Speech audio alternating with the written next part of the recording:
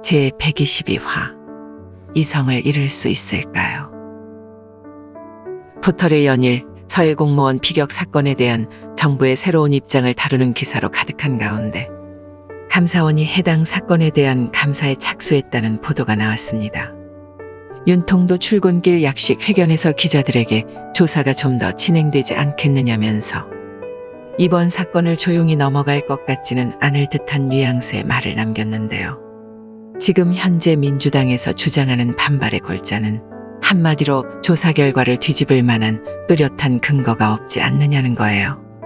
민주당 윤건영은 해경의 발표가 있은 직후 입장문을 통해 오늘 해경의 발표는 월북 의도가 아니라는 명확한 증거도 내놓지 못한 채 월북 의도를 인정할 만한 증거는 발견하지 못했다는 어정쩡한 결론을 내려 오히려 교묘하게 사실관계를 호도하고 있는 것이라며 우리 국민의 아픔이 특정 정권의 정치적 이해관계에 따라 이용되지 않기를 바란다고 비판했다는데요.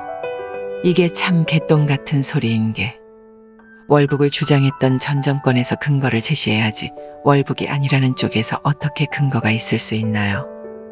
해경도 지난 16일에 있었던 브리핑을 통해 발표하길 월북했다고 단정할 근거를 발견하지 못했다잖아요.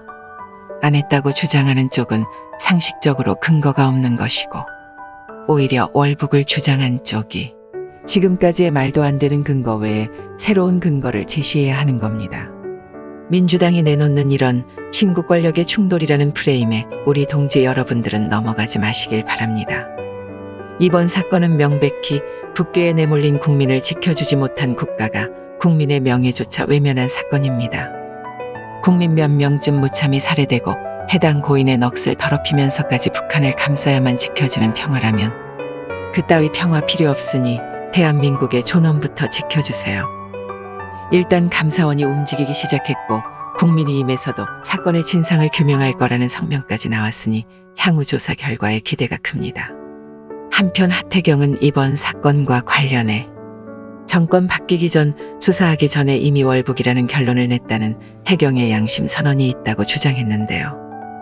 쩝쩝이가 이런 비난에서 스스로 억울하다고 생각하고 결백하다고 생각하면 기록물 공개를 요청하라면서 감청 자료에 월북 내용이 있어서 월북이라는 큰 방향의 수사 결론이 이미 나 있었고 나머지는 이걸 정당화하기 위해서 억지로 짜맞춘 수사였다고 덧붙였는데요. 언론 보도만 접한 저로서는 어떠한 입장에서 확신을 갖고 여러분들께 말씀드릴 수는 없지만 이 사건을 보고 있으면 하태경의 저런 주장이 상당 부분 맞아떨어진다는 느낌이 들기는 합니다. 아니 시발 도박 빚이 있으면 열심히 일해서 갚거나 도저히 절망적인 상황을 타개할 수 없다면 스스로 극단적인 선택을 하는 경우는 있어도 가족들 다 놔두고 47세의 나이에 월북하려고 21.5km를 헤엄쳐서 갔다. 요즘 영화도 이렇게 만들면 욕먹어요. 좌파 여러분. 2014년 4월 16일 전라남도 진도군 관매도 부근 해상에서 어린 학생들을 잔뜩 태운 선박이 침몰하는 사건이 발생했습니다. 맞아요. 그 선박의 이름은 세월호입니다. 당시 대통령이었던 박통은 사고 수습 상황을 보고받고 7시간여 만에 현장에 도착했었고 좌파를 중심으로 한 여론은 대통령의 그 7시간을 질타하며 마치 해당 사고가 대통령의 책임인 듯이 몰아갔었죠. 네, 이해합니다. 국가의 대형 참사에 이성을 잃었을 수도 있겠죠. 박통은 이후 수많은 의혹에 휩싸였고 결국 노구의 몸으로 단연간의 옥고를 견뎌야 했습니다. 자, 이제 돌아와서 이번 서해 공무원 피격 사건을 봅시다. 최종 조사 결과가 전임 정부의 거짓과 음해로 귀결된다면 여러분들은 또 한 번 이성을 잃을 수 있을까요? A씨가 피격된 시각은 2020년 9월 20일. 이제 여러분에게는 박근혜의 7시간에 이어 문재인의 10시간을 생각해야 할 차례입니다.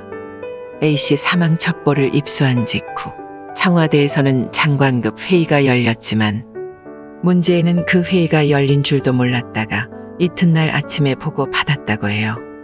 꼬박 10시간이 흐른 이후죠. 자, 다시 한번 여쭤봅니다.